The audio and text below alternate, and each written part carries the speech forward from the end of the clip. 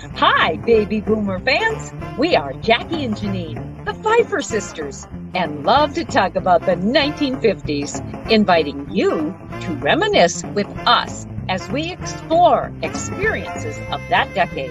Grab your favorite malt or Green River. Make sure you are wide awake and get ready to be inspired about the 1950s. Welcome to the 1950s Fun Chat.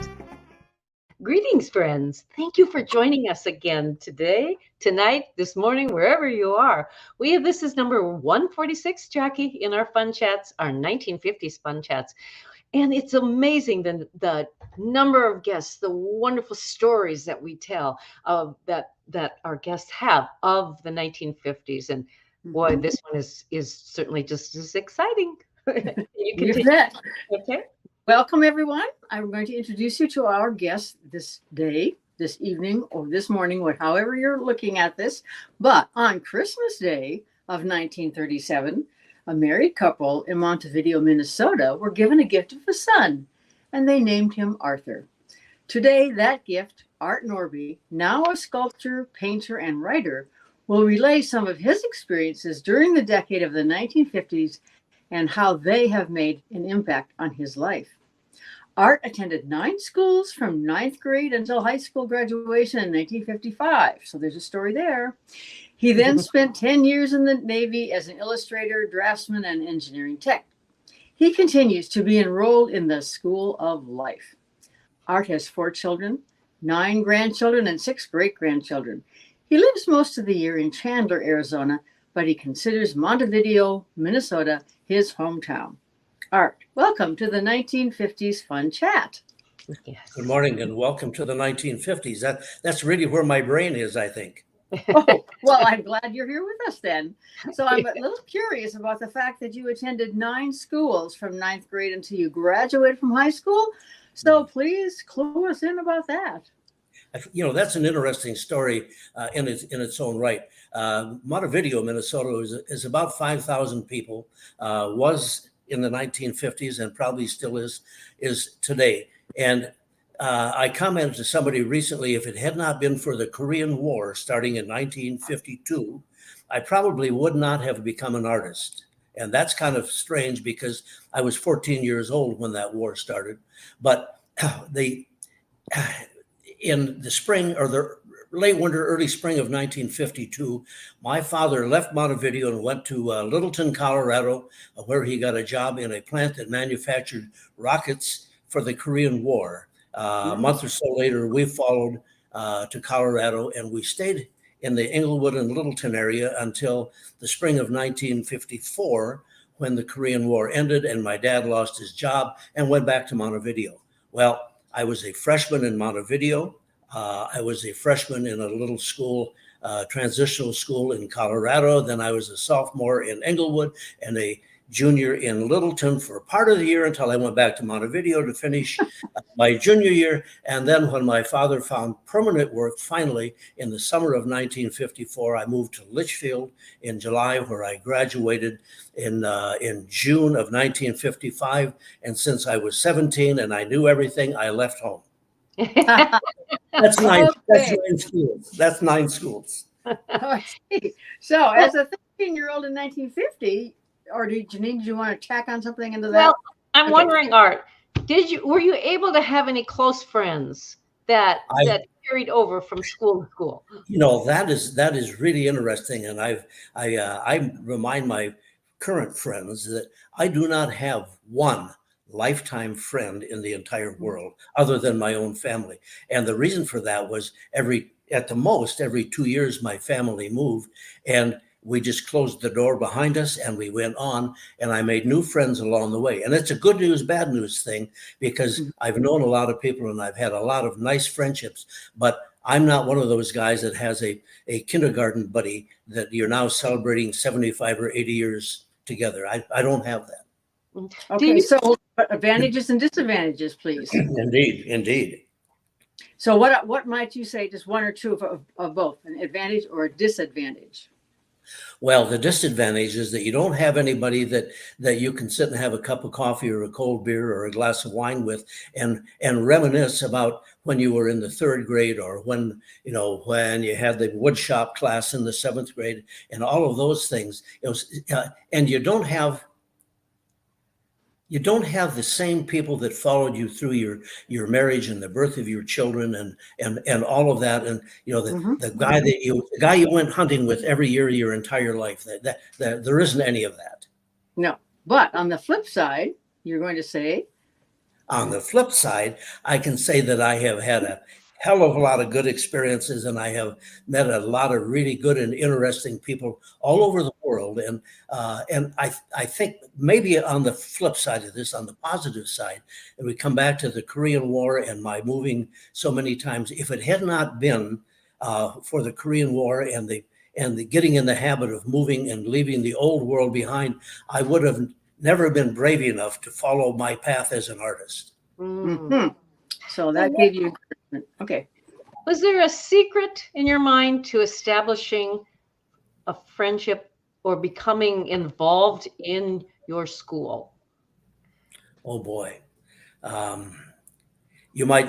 From our conversations, you might not recognize this, but I'm very much an introvert and an insecure person.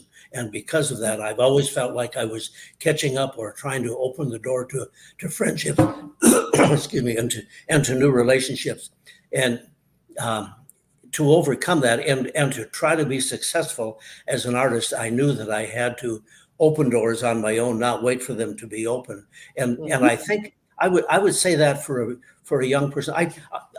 Having said that, I think that most young people are somewhat introverted and somewhat insecure, and you stick close to your friends that you've got, and you don't venture out into streams that you've never been in before. So I would say that my experience would be to show that you need to be braver than you think you are, and to attack all the time. Yeah. Mm-hmm. Good lessons. Do you remember the first painting you painted? Oh, I don't. But I don't remember the first painting, but I remember the first drawing that I did. Really? I remember the essence of that. And people will always ask an artist, when did you decide to be an artist, or how long have you always known? And my answer has been that I think I left the womb as an artist. So that's a long history. But my first real experience was my mother's youngest sister. Her name was Frances, and we called her Pat. The family name was Leroy, and we were in Montevideo. And I would stay at my grandparents' home while my mother worked at Swift & Company, or wherever she might have worked during that time. And when I was 3 years old, I recall that Pat taught me how to draw the faces of the Gibson girls. And the Gibson girls, for those people that aren't as old as I am, Gibson girls were an advertising phenomena. They were the real Gibson girls were hostesses on the railway going across the country, but their image, a little side profile of a pretty girl with big pouty lips and a page boy haircut was found on matchbooks and magazines and that, and they were used as part of an advertising program for an art school, as well as just about everything else. So when I was 3, I learned how to do that. She also taught me how to draw a 3-dimensional box. I didn't know how to write my name. I didn't know what my real name was at the age of 3, but that's where I go back as an artist. So can we go back to when you were 13 in 1950, when you and your grandfather watched a 13-foot bronze statue of a South American? Yeah. Why was it in Montevideo, of all places? Montevideo, Minnesota is the sister city of Montevideo, Uruguay. And the man who was very popular in his day was Jose Artigas. He was known as the liberator of Uruguay. Like many liberators, he fell into disrepute later on when they found out that he was something of a tyrant, as liberators and monarchs he would tend to be. But my grandfather, Howard, Leroy and I were standing on Main Street in Montevideo when the sculpture of Jose Artigas was unloaded from a flatbed truck and placed on a plinth right on Main Street of Montevideo. And that was the first year that Montevideo had its Fiesta Days. And the town got behind it. It was a really big deal, being the sister city. Now think about 1950, and this had been in the works for a while. It takes a while to do international diplomacy, but the sister city of Montevideo, Uruguay, was very exotic, and everybody got into the spin of things. The women were all encouraged to create sashes for their boys, for their husbands and male children, and the women were encouraged to wear white blouses and pretty bandanas and whatever else they did. And there's a big parade with everything. And again, keep in mind, in 1950, the farm implements were drawn by horses, not by tractors, and so the parade was full of horse-drawn, paraphernalia. And a big carnival and all of that. And I tell this story, and if my father were still living, he would either laugh and fall off his chair or he would hit me with a brick. But there was a fiddling contest that took place in the Video Theater at the south end of Main Street. And it took place late in the afternoon on Saturday. And my dad and his father were famous around rural Minnesota as old-time fiddle players. And so they were going to be in the competition, and the theater is filling up, and they were supposed to go on at 4:00 in the afternoon. But at 4:00 in the afternoon, my father and his father and many of their friends were in the bar next door, and they drank so much beer in there that they decided it wasn't worthwhile to go compete in the fiddling contest. So I don't know if my dad would have won that or not, but that was my recollection of the first Fiesta Days. Interesting. So do you play an instrument? Were you ever given that opportunity to learn?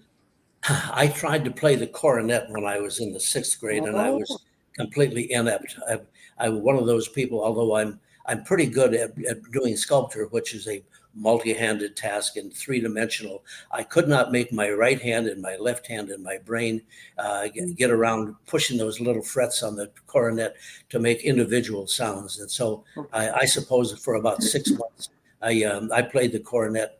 And my last public exposure as a musician was when the band and orchestra had its annual, whatever they call that, musical extravaganza that schools have. And I was in the back row along with some other cornet players who couldn't play all the notes. And we were told, if you don't remember the music, just move your fingers and pretend you're playing. And that was the way I spent most of the concert then.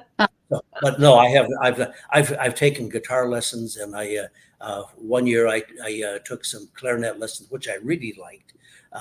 But again, my right hand and left hand just couldn't get together with my brain. Okay.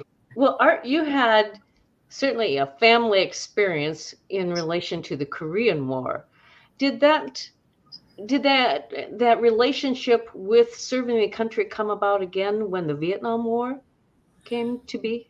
I divide my life into 3 chapters, if you will. The number one is that period up through the culmination of the Korean War. And the second chapter goes from the end of the Korean War, or when I resettled after that, until I became an artist full-time in 1967. And from 1967 until today, this is chapter 3, which I'm still working on. But I was in the Navy and on active duty in 1967. My career path had been disrupted. I had wanted to be a draftsman and illustrator, and I was given that opportunity most of the 10 years that I was on active duty. But the Navy abolished my particular job set in 1964, and I spent the next 3 years bouncing from one job to another, and ended up being an aviation firefighter. That's the people that are on a crash truck that rush out to save somebody when a plane crashes, or on an aircraft carrier. And this is what really made me leave the Navy. On an aircraft carrier, I would have been one of those guys that was bouncing around underneath the jet planes, hanging bombs or doing whatever they did under there. And we were just in the spring of 1967, we were fully invested in in that area. And I decided that I had 4 children at home under the age of 8. And the last thing that I should be doing would be to go out and spend the next 6 years on an aircraft carrier, which is what I was told I was going to do if I re-enlisted. So my experience with the Vietnam War was that I chose not to be involved. I didn't believe that we were doing the right thing. And I was in the Navy voluntarily. I had not been drafted, so I had the option of leaving. And I did that hoping to make a better life for my family. Yes. Right. And then going more into your love of art, whether it be drawing, sculpting, painting, tell us about these different segments of your love for art. Oh boy, I tell people that when they say, "Oh, you're writing now," I say, "No, I'm still painting and I'm still sculpting and I'm writing." I just have had the privilege of leading a creative life or being in a creative environment, and I still have to be creative. And today, I find it more convenient to write. And you can see by my hair and the wrinkles on my face that I'm not a 40-year-old who will attack his sculpture the way I did when I was 40. But I started out in 1967. I had spent 9 years that I had every failure that I could imagine having. I started a small company that got put out of business when the highway got shut down in front of me. I was in some management things. I was in the insurance business for 5 years. And I realized that I was in the wrong place. There was just nothing that I could do that was going to be leaving me successful and leaving my family happy. So in 1967, I promised myself a year as an artist. And then without tongue in cheek, I say I burned every bridge I crossed because there was no going back once I started being an artist. I spent 3 years doing scrimshaw, which is engraving little images on little pieces of ivory or bone. And I taught myself to be a silver and goldsmith in that time. And in 1969, the one thing that I always had wanted to be, and this goes back to my history, the one thing that I had always wanted to be took place. I had an opportunity to take a sculpture workshop, and I did.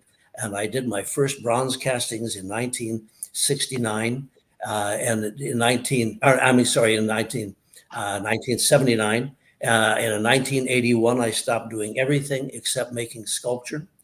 I produced about 20 sculptures a year for the next 20 years. And that's a lot. And as a matter of fact, since 1979, I have created over 700 sculptures, and I've been really fortunate that I was able to compete for some major national and state and local competitions to do monumental sculptures. But in that time, as a recreation, if you will, I started painting and drawing, and I've done hundreds of paintings. But I continued making sculpture until 2008, which was my last major piece of sculpture. But I started to build up an inventory of painting collectors and admirers, if you will. During that time, in order to market my art, let me back up. I learned something in that post-Navy period that helped me to be an artist more than anything else. And that was the time that I was in the life insurance business. I learned how to conduct business a little bit. So I realized that if I took care of business in the morning, that I could be an artist the rest of the day, and I wouldn't have to worry about paying the bills. And so from 1976 on, I told people making art is easy. Making a living as an artist is the difficult part. Yes. But I wrote my first novel about Montevideo, as a matter of fact, in 1989. I was living in Seattle.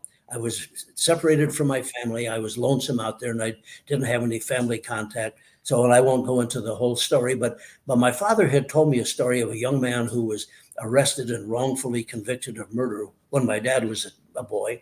And I'd heard the story 100 times, and I decided that I should write about that because I could write about my father and my mother. I could write about the building of the Lac-Qui-Parle Dam up by Watson, which was the largest works project administration the country had ever done up until that point.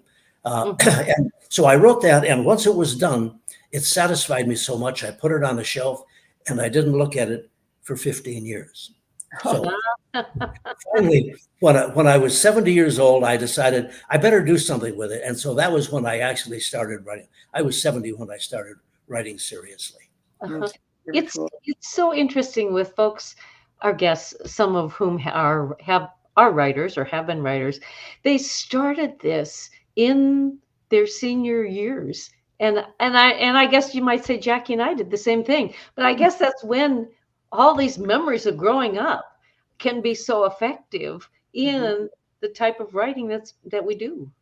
Yeah, I think you're absolutely right. We come to an introspective part of our life, and we remember the things that we were too busy to think about earlier on. And what's ironic about this, gals, is that excuse me, is that I write about Montevideo in Chippewa County, and I haven't lived there since 1952. I lived there for a few weeks in 1954. I was 16 years old. So all of the images that I apply to my stories come from that period when I was absorbing everything around, just like you were. That you might remember your first date, or the first time you went, when you went to the prom, or when you made your excuse me, pardon me, made your first major trip someplace. And so when I'm writing, I try to put myself into those characters, into that time frame. You can't have somebody driving a 1947 Chevrolet that's talking on a cell phone because they didn't have them. And so you have to put that together. And so we have an advantage over youth, I think, in that sense. Art, where do you get your inspiration to sculpt? And is the pattern of your sculpting, the design, the feel of it, similar from one sculpting to the next? And I'd like to add that, is there a certain topic you like to concentrate when you sculpt? When I started as a sculptor, I realized, pardon me again, I realized that I wasn't a wildlife artist. I didn't want to be just a wildlife artist, and I knew I wasn't cowboy enough to do cowboy art. And so I took a more traditional approach and did what I called a historical collection of small bronzes. And over the years, I developed more in a very realistic manner rather than the romantic style that you might see. And so I like things that look like they're supposed to like, and that's the way I approached my sculpture. But I had one concept that I have stuck to, and I tell young artists, beginning or newly developing artists, pick a subject you like and paint it or sculpt it until you can't stand to do another one, and you'll get as good as you're ever going to be. And then when you recognize that, go to the next thing on your list, and that's the way I progressed through my career.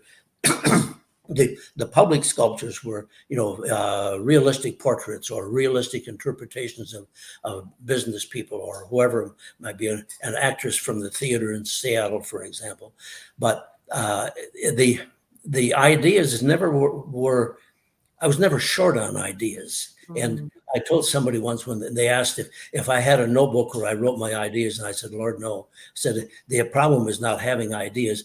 The problem is deciding which idea it's the time to create.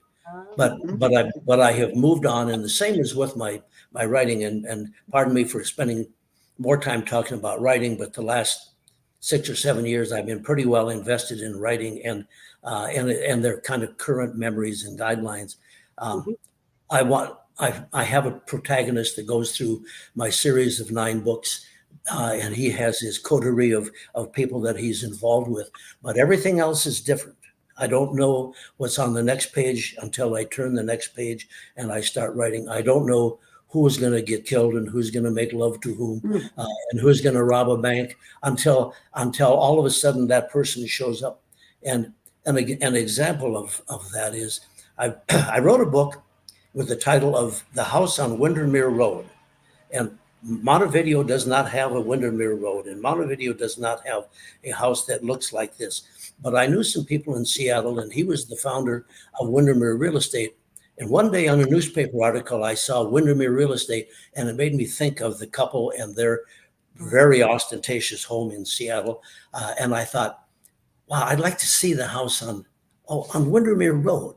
So I created an entire mystery novel around the house on Windermere Road. And the character was the house and the landscaping and the shed and the artist's studio and all of that existed within the house on Windermere Road. And so when an idea comes and I think about it, it's like, can I find a story that will be realistic? And the other thing that I find that I don't have to work very hard, but I guess I'd say I work hard, is I don't like to watch a movie or read a book where the hero jumps out of an airplane and he's got 2 submachine guns and 5 guys behind him that are all loaded with bear, and they go into some building and there are a million rounds of gunfire, and nobody gets hit. And then one of them goes off to the warehouse where he makes love to the most beautiful girl in the country, and they solve the problem. And life is not like that. Life is like when the banker who lives right next door to you and has a wife and 3 children, all of a sudden is missing one day. And this is not in one of my stories, so I'm not telling a story about anybody. And although I use the characters and the history of Montevideo, none of the people in my stories are real. So get real about that. I create the images and the stories. But I think that a story is more interesting if you know the reason somebody decided to have an affair, or the reason somebody decided to steal $10 out of the till when nobody was looking. Why did that person do that? And you get to know the people next door. And again, I go back to the 1950s, when I remember these things. And that's how my stories evolve. Mm-hmm. So you have gotten all these creative juices in your mind, and you're expressing them in paper and in sculpting. And so then there comes the business part. How did you proceed with that to make a business out of your artistic talents? Well, if somebody reads my autobiography, which by the way is titled "The Artist You Never Knew," in case anybody wants to look on Amazon for that, but if you read that, you would see that in 1979, my first wife and I divorced, and I had been doing scrimshaw up until that point. This was in the summer of 1979, and I'd been traveling to art shows all over the country. 1978, I drove 77,000 miles, and I exhibited in 40 weeks out of 52. That's a pretty heady experience. And as I was sitting on a mountaintop in Colorado, thinking about the big mistake of allowing myself to get into a divorce, I realized that I had to take charge of my life, or I would have to get a job, and I didn't want that. So I went back to my insurance roots, and I wrote down 3 goals, and I set about pursuing those. It was repair the damage to my family, find a better way to market my art, and to do 3 watercolor painting workshops. I went back to Minnesota. I borrowed $10,000 from the local credit union and opened my first art gallery. And I did 1 watercolor workshop when I decided I was never going to be a watercolorist. But over the years, I found that I could present my work, maybe not easier, but more conveniently in a gallery. And I could surround myself with artists whose work I appreciated and admired. And my work would look better, and I would be helping other artists as well as myself. And I would be adding to the basics, to the aura of the community by providing something they never had. So I've owned 8 art galleries, or more accurately, 1 art gallery in 8 different locations since 1979. And that gave me some stability. It might have slowed down my individual recognition as an artist, but I think it gave me a good base for a long-lasting career. where in the wonderful world of the internet can they find your drawings, your artwork, your sculpting, your books? Well, I'm a typical artist in many ways, and that is that I'm not good at uh, at the organizational skills. I have just enough business acumen to stay afloat, but I have a website. I can be Googled at Norby Gallery. I can be Googled Norby NORBY Gallery. NORBY Gallery. Arthur Norby Artist, you'll find me there. If you just Google Arthur Norby, I've been around so long that my name shows up a lot. I've done a few interviews that are on YouTube, and if you're really patient, you can go on YouTube, and you can go on YouTube TV. Matter of fact, and you'll find my name a few times there. But my books are available only on Amazon. You can get a Kindle reader. You can get all of those other things, and but Amazon or your local library. And I would encourage you, not just for myself, but for other artists, tell your local artist, your local gallery, to bring in the work of the local artists who are not published by a major publisher. They don't do that as a rule. And maybe you gals know that when you self-publish, some of the doors are closed to you. But but Minnesota has got a lot of libraries with my work, and were your galleries in mostly small towns? No, I had my first one was in Wilmer, which was a population of about 50,000. And that was so successful that the next year I opened a second gallery in Spicer, which is a summer destination. And they were so successful that in 1982, I only did one piece of sculpture. And I was so disappointed, I closed both galleries and went back to being an artist. But I had a gallery in Seattle. I was in the middle of the art district down on First and Main in downtown Seattle. I was in Granite Falls, Minnesota, about population 3,500, which is small. Hamilton, Montana, I was in that area for a while when we thought we were going to retire, and we had a studio gallery at home. But when in 1996, my second wife, Catherine, and I came to Arizona for a long weekend after a big January batch of horrible weather. And we found out that there was an art market here, and there was discretionary income here, and that artists were respected here. We moved to Arizona on a seasonal basis that following autumn, and moved full-time to Arizona in 1998 when we lost our Minnesota home to a fire. And my last big city galleries were in downtown Scottsdale in what they call Old Town, which is the heart of the gallery business in Arizona. And when that lease expired, we opened a gallery under our own title up in Cave Creek, which is one of the major destinations in Arizona. And that ended my public career. What wonderful experiences you've had, Art, in order to be able to show the flair of how God created you with such an artistic love. That's wonderful. And we're so thankful that you joined us today on the 1950s Fun Chat. What a wonderful conversation. Well, thank you so much. I appreciate the opportunity, and I talk about myself, but I hope when people see this, they'll think of the artist who lives next door to them, and they wonder what's going to happen to that guy or gal. So, thanks for giving me the time. You're welcome. Jackie, why don't you close the show? I'm sorry. Jackie's going to close us this recording. And I would just like to mention, look below, visitors, www.wildthewomenwatch.com is a place to go for all sorts of information about the book and the artists and the venues and where we will be speaking and the 1950s Fun Chat. As Janine mentioned, this is 146. Is that right? That's correct. A lot of interesting people who have been our guests that have helped us helped explain and let us peek into their 1950s modern history. So until next time, tell your friends, even your relatives, about the 1950s Fun Chat. Till then, bye-bye. Bye-bye.